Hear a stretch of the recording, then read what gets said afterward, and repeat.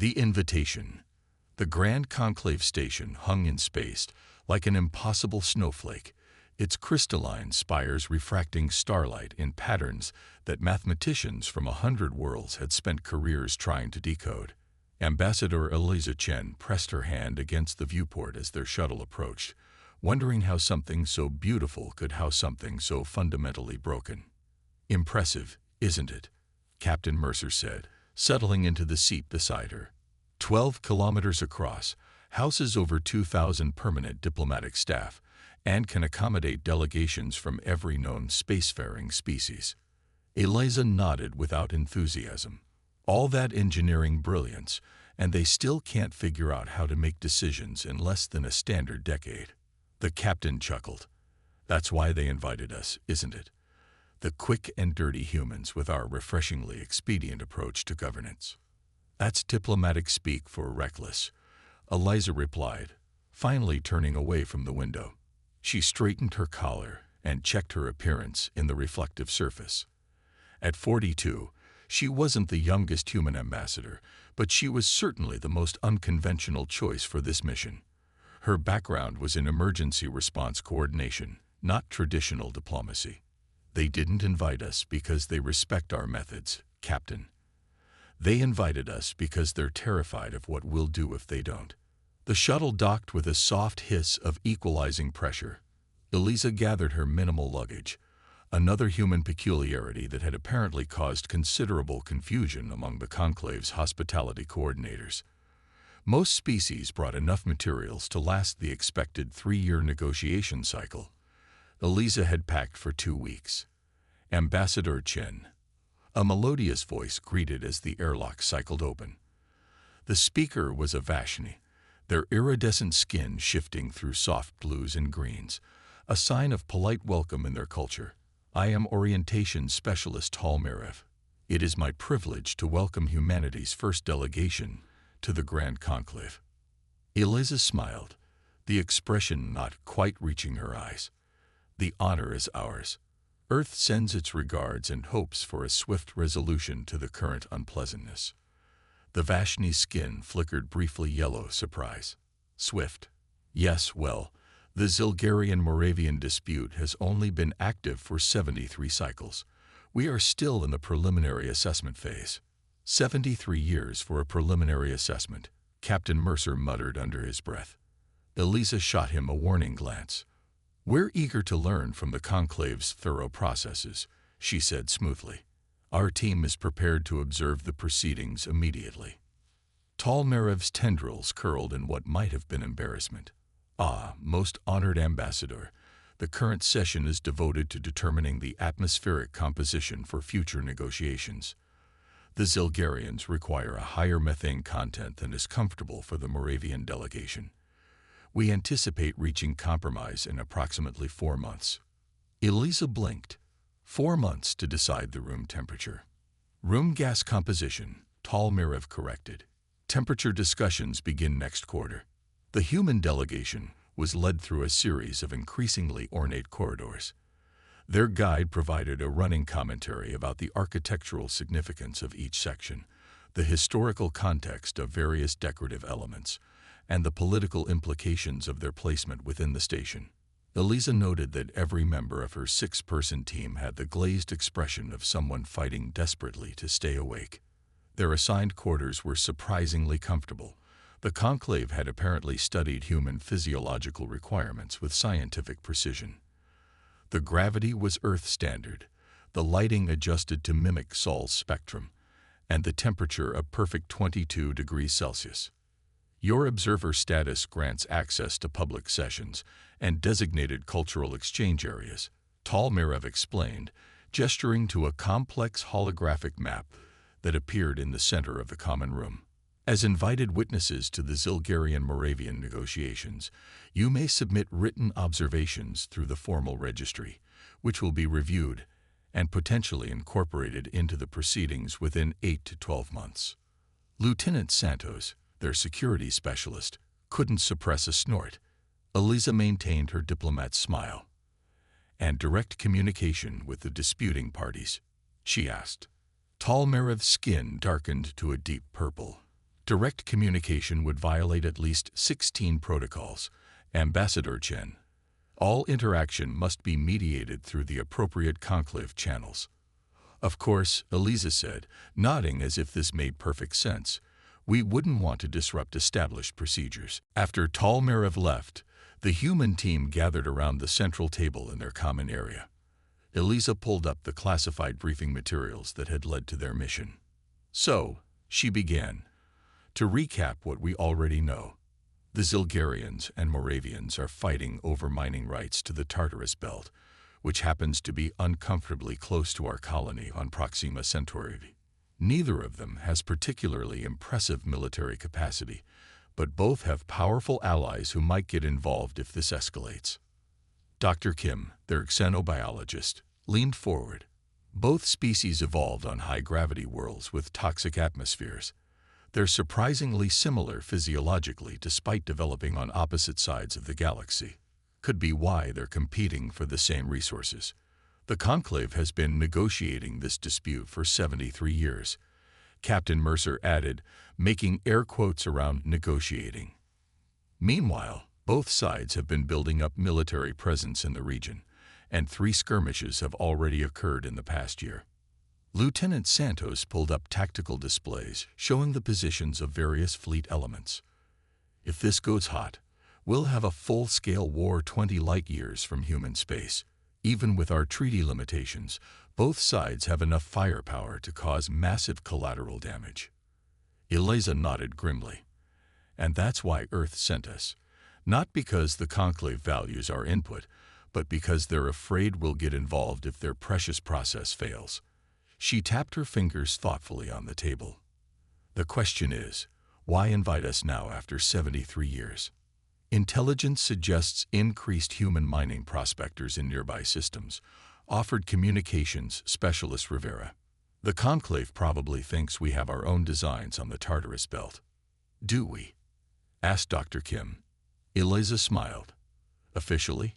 No. Unofficially.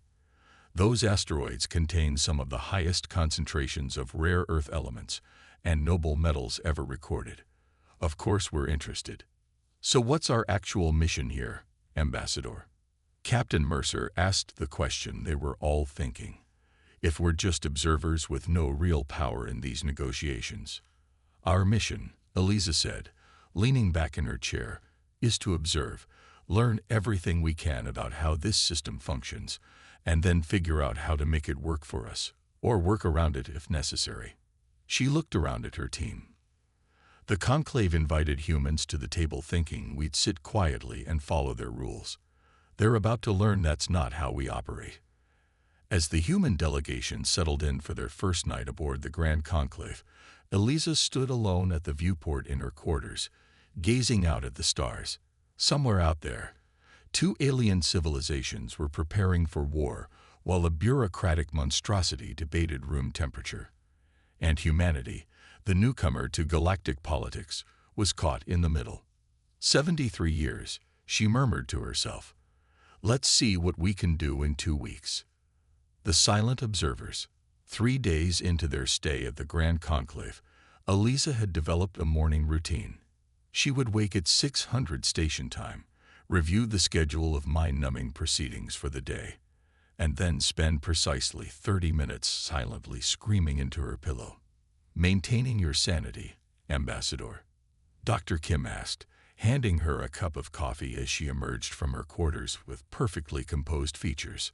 Practicing my diplomatic face, Eliza replied, accepting the coffee gratefully. Today we get to observe the subcommittee on linguistic preferences for addressing the taxonomic classification of the disputed asteroid belt. Lieutenant Santos joined them in the common area, his uniform crisp despite the early hour. 8 hours of debate on whether to call rocks rocks or not. Remind me why Earth sent soldiers to this circus. Because soldiers know how to look intimidating while being bored out of their minds, Eliza said with a wry smile. And because if this circus fails, you'll be on the front lines of whatever comes next. The Grand Chamber of Deliberation was a marvel of engineering. A perfect sphere nearly 500 meters in diameter, it contained floating platforms for each delegation, arranged in complex three-dimensional patterns that supposedly reflected diplomatic precedence and relationship status. The humans had been assigned a small observation pod near the outer rim, as befitted their minor status in galactic affairs. "Look at the Zilgarians," Dr. Kim whispered as they took their seats. "Their breathing apparatus has been modified since yesterday." Eliza studied the massive arthropod-like beings across the chamber. Their delegation consisted of 7 individuals, each nearly 3 meters tall even in their hunched posture. Complicated machinery attached to their exoskeletons processed the chamber's atmosphere into something their bodies could tolerate. "They're making a statement," Captain Mercer noted. "By adjusting their equipment rather than demanding the chamber adjust to them, they're positioning themselves as the reasonable party." While still visibly suffering for it, Eliza added, "Clever." The Moravians, by contrast, had encased themselves in environmental bubbles that maintained their preferred atmospheric conditions. Their gelatinous bodies pulsed with bioluminescent patterns as they communicated among themselves. To human eyes, they appeared almost identical to the Zilgarians in their basic physiological needs, yet they had spent decades fighting over these differences.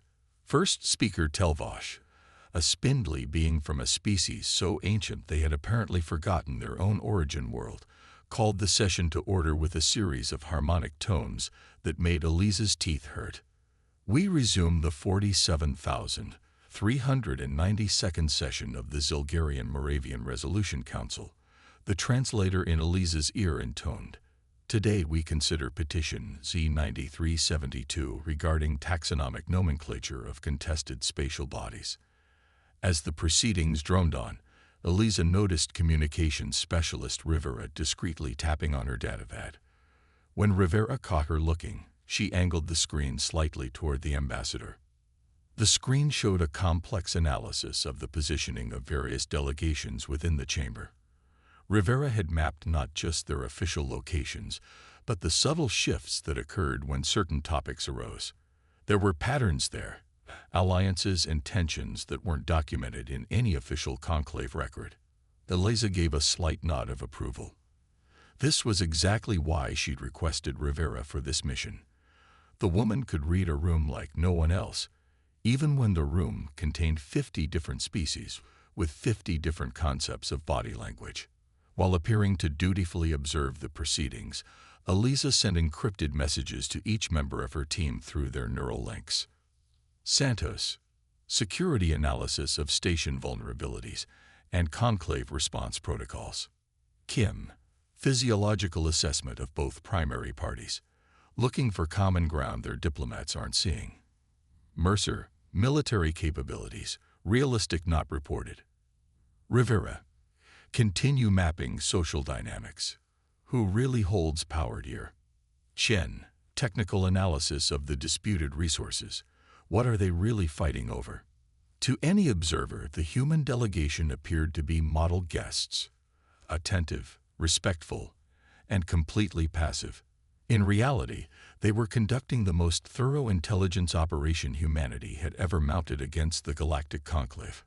During a recess in proceedings, Eliza accidentally found herself in the same refreshment area as Undersecretary Mulvac of the Zilgarian delegation. Ambassador Chen, the massive being acknowledged, its translator rendering the clicks and whistles into smooth standard English. "Your presence honors these proceedings." Eliza bowed precisely to the degree specified in the cultural briefing materials. "The honor is ours, Undersecretary.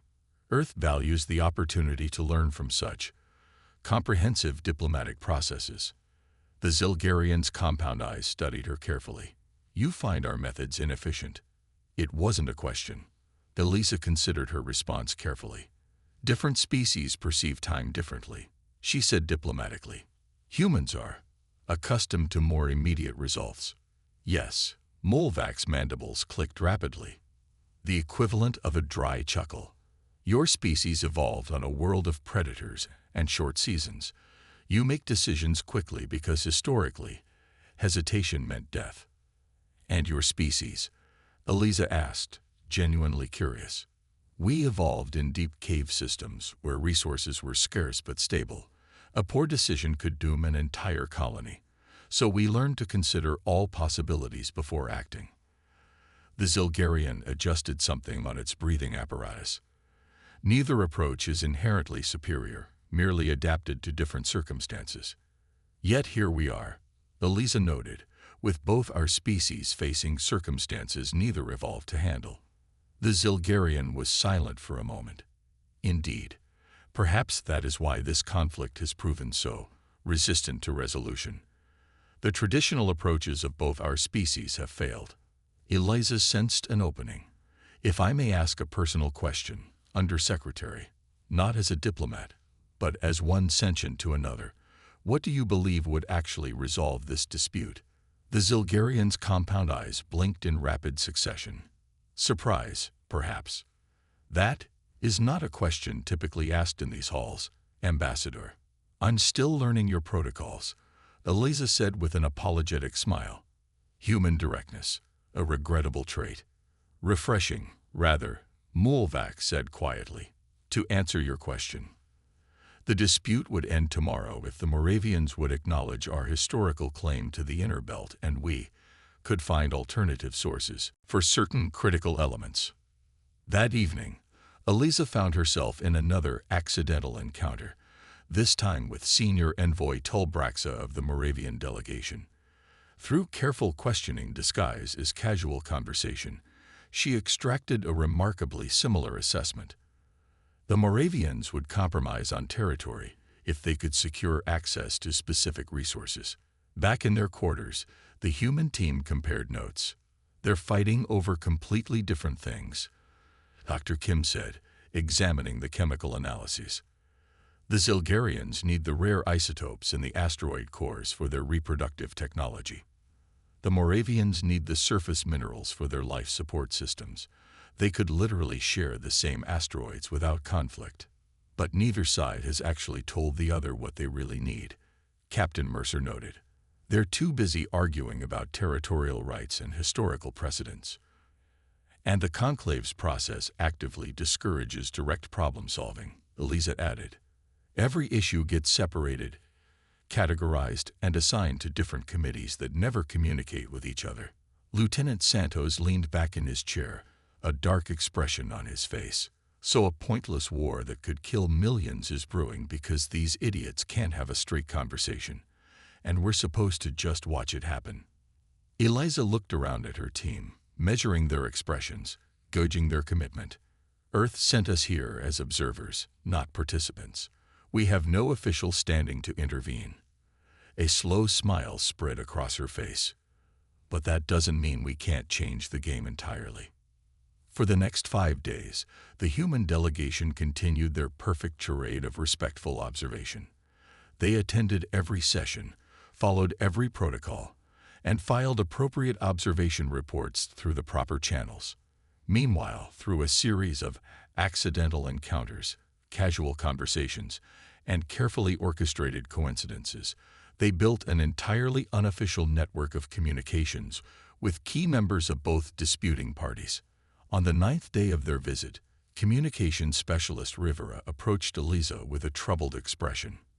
Ambassador, I've detected an anomaly in the station's security protocols. Someone's been accessing our communications. The conclave? Eliza asked, unsurprised. No, Rivera said. Something more sophisticated. I think it's coming from Earth. Eliza's expression darkened. It seems our own government doesn't entirely trust us to be mere observers. Interesting. She considered this new information carefully. Keep monitoring. Don't try to block it yet. I want to know what they're looking for. That night, unable to sleep, Eliza stood at the viewport in her quarters, watching the slow rotation of stars beyond the station. The human delegation had gathered more actionable intelligence in 9 days than the conclave had in 73 years.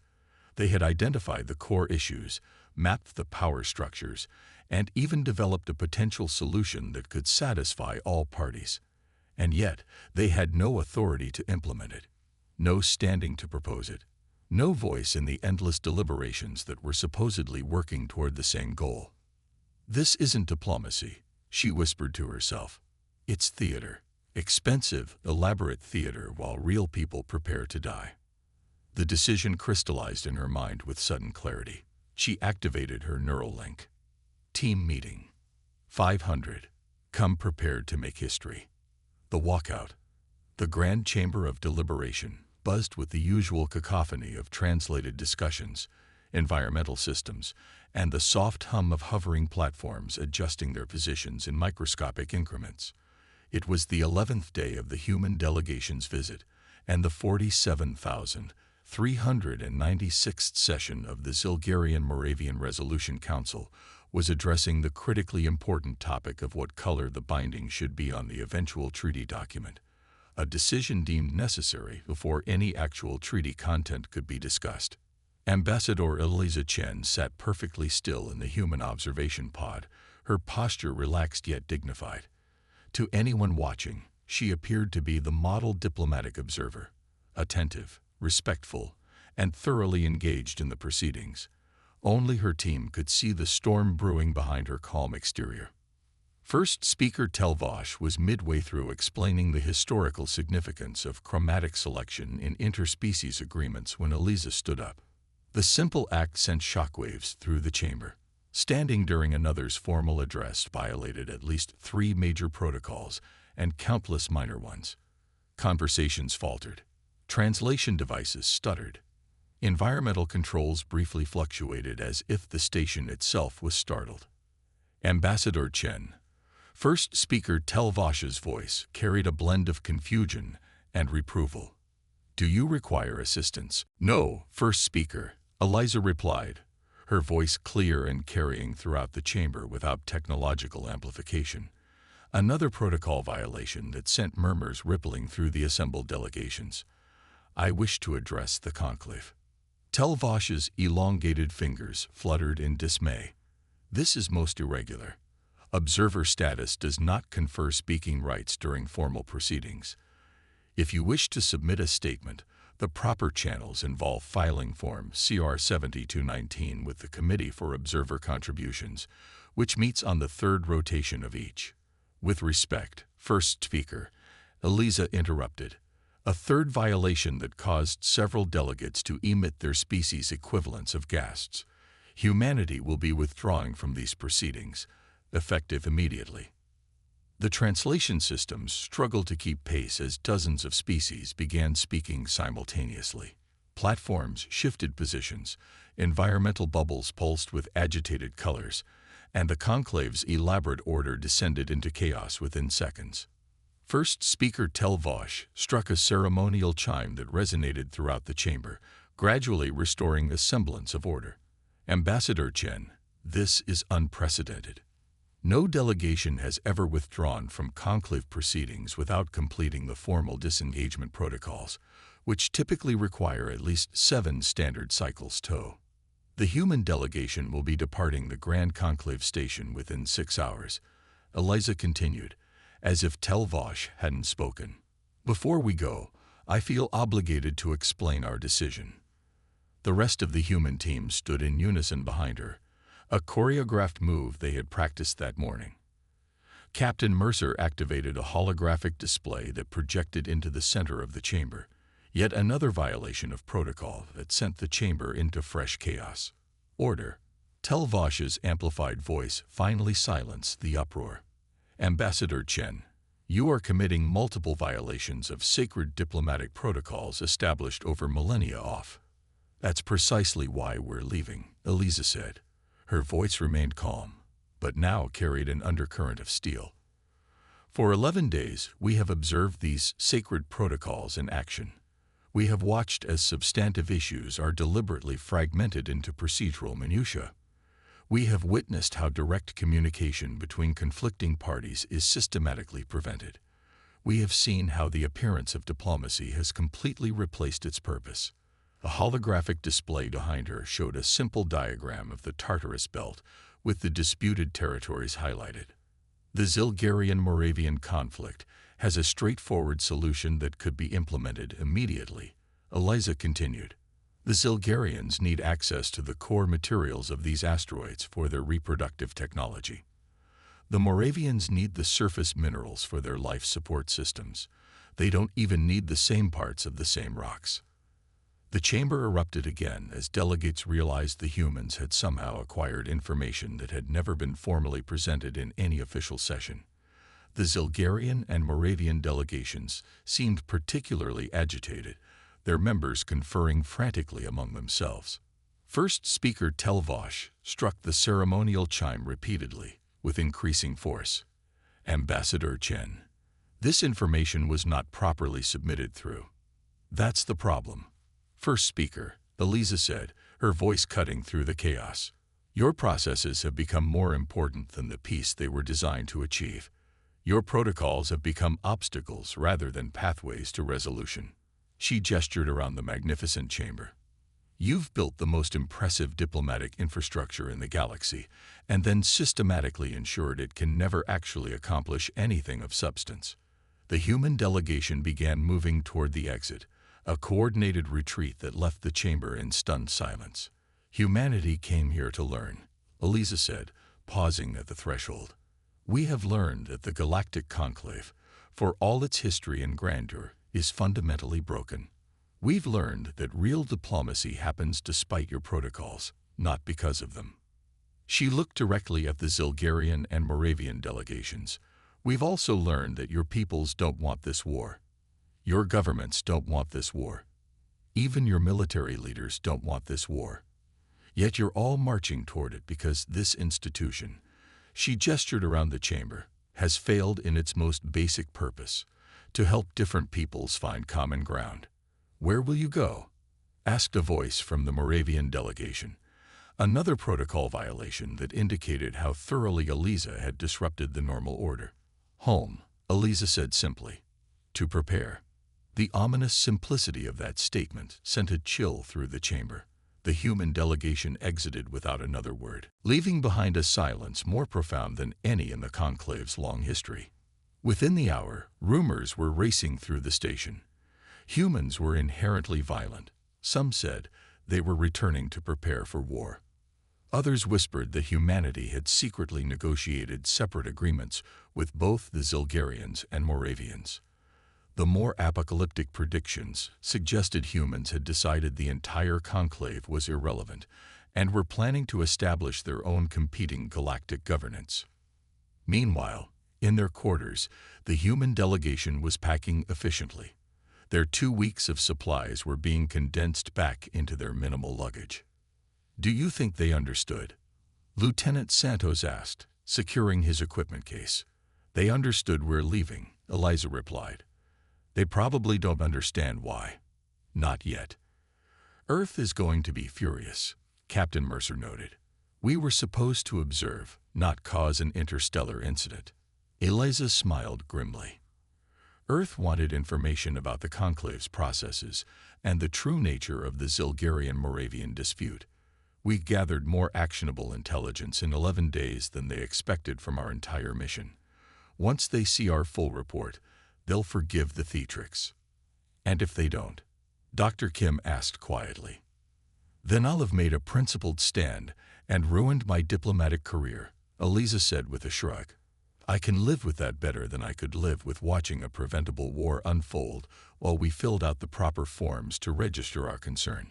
A soft chime indicated someone at their door. Lieutenant Santos checked the security feed and raised an eyebrow in surprise. It's Undersecretary Mulvac of the Zilgarians and Senior Envoy Tolbraxa of the Moravians. Together. Eliza exchanged glances with her team. Now that's interesting. Let them in. The 2 alien diplomats entered cautiously, their environmental systems humming as they adjusted to the human quarters. They stopped, regarding each other with what might have been surprise, despite having apparently arrived together. Ambassador Chen, Mulvac began, mandibles clicking rapidly. Your actions in the chamber were unprecedented. Reckless, added Tolbraxa, bioluminescent patterns flashing across its gelatinous form. Potentially destructive to delicate diplomatic balances established over decades. And yet you're both here, Eliza observed calmly. Together, without mediators, formal protocols, or committee oversight. How unprecedented. The aliens exchanged what might have been the equivalent of uncomfortable glances. Is it true?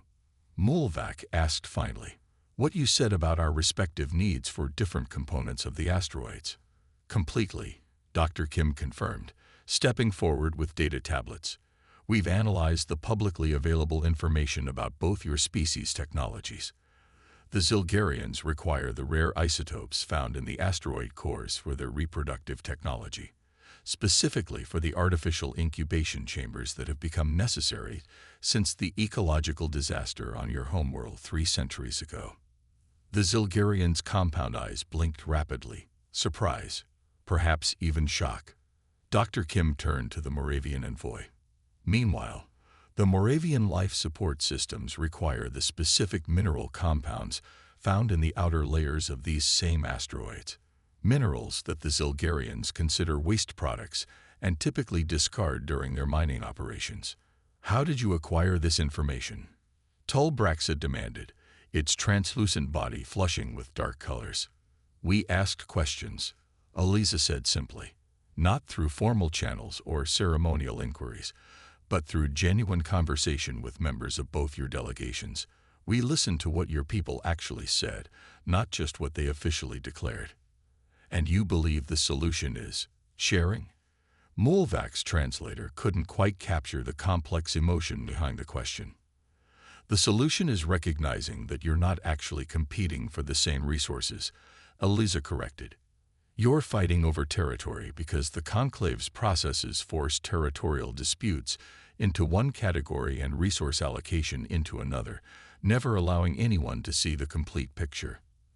A tense silence fell over the room as the 2 alien diplomats absorbed this information. Finally, Tulbraxa's bioluminescent patterns settled into a steady rhythm. If what you say is true, the Moravian said carefully, then decades of conflict have been unnecessary. Wasteful, agreed Mulvac, potentially catastrophic. Eliza watched them, sensing the moment balancing on a nice edge. Gentlemen, she said softly, I believe you have a great deal to discuss. Without mediators, without protocols, and without the Grand Conclave's helpful intervention. Our shuttle departs in 4 hours. This room will be empty. Understanding passed between them. No official meeting would be recorded. No protocols would be violated. Just 2 diplomats happening to occupy the same space after its previous occupants had left.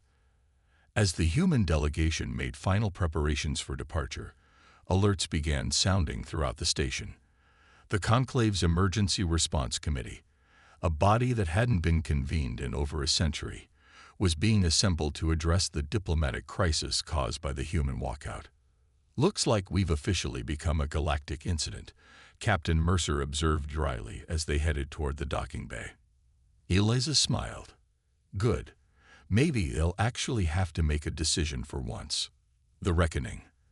3 months after the human delegation's unprecedented departure from the Grand Conclave, Eliza Chen stood before the United Earth Security Council in Geneva, her posture relaxed but dignified as she delivered the final report on what diplomatic circles now referred to as the Chen incident.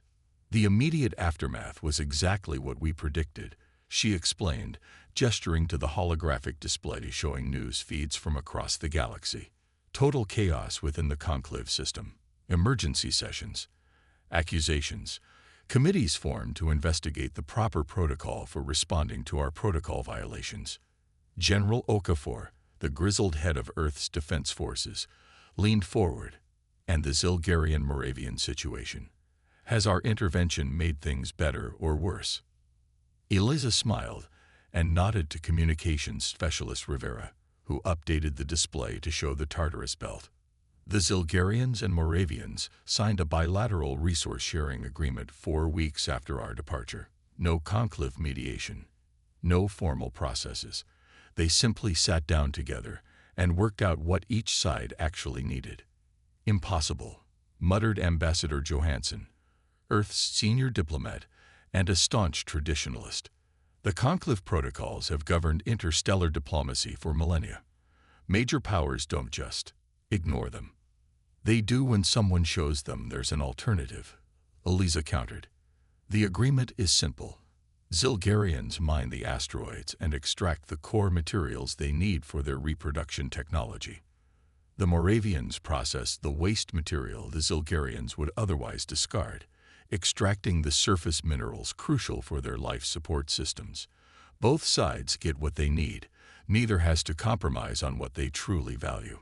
Secretary General Diaz, who had remained silent until now, tapped thoughtfully on the table.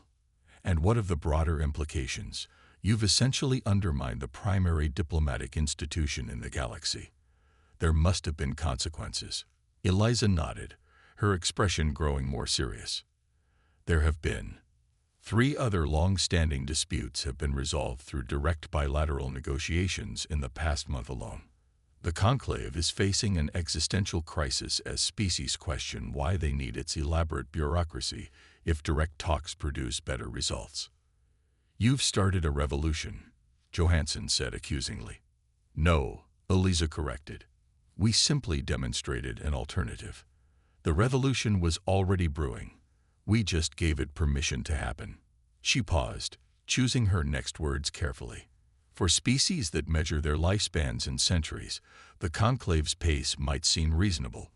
But for most, it had become an obstacle to actual conflict resolution, a system that prioritized procedure over results. The room fell silent as the Security Council absorbed the implications. Earth, the newcomer to galactic politics, had fundamentally disrupted an institution that had stood for thousands of years. General Okafor broke the silence.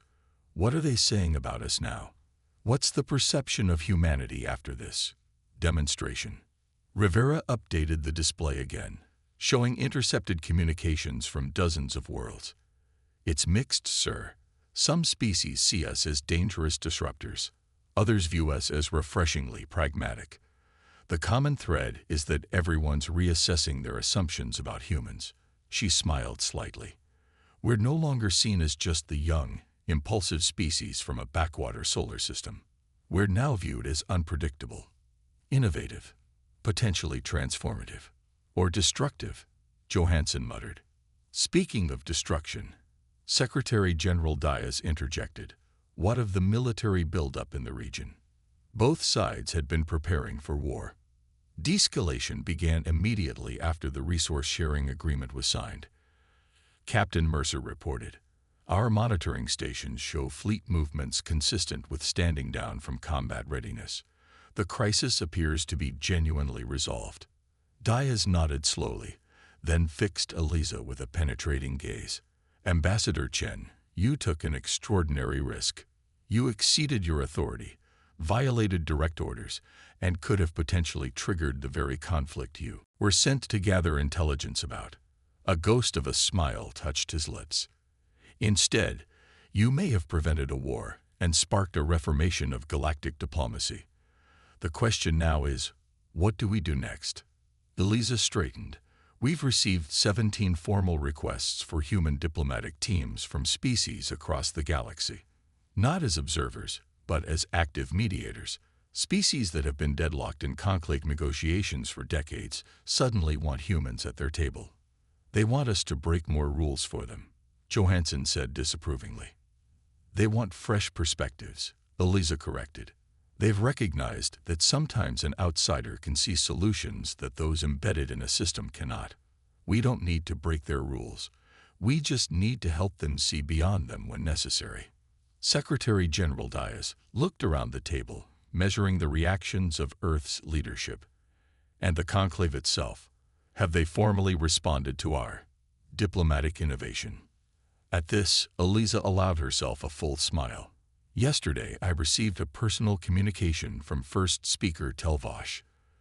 The Conclave is establishing a new division dedicated to what they're calling accelerated resolution protocols. They've requested human advisors to help design it. The room erupted in surprise murmurs. General Okafor actually laughed out loud. They want us to help them figure out how to make their system more like ours, Eliza continued.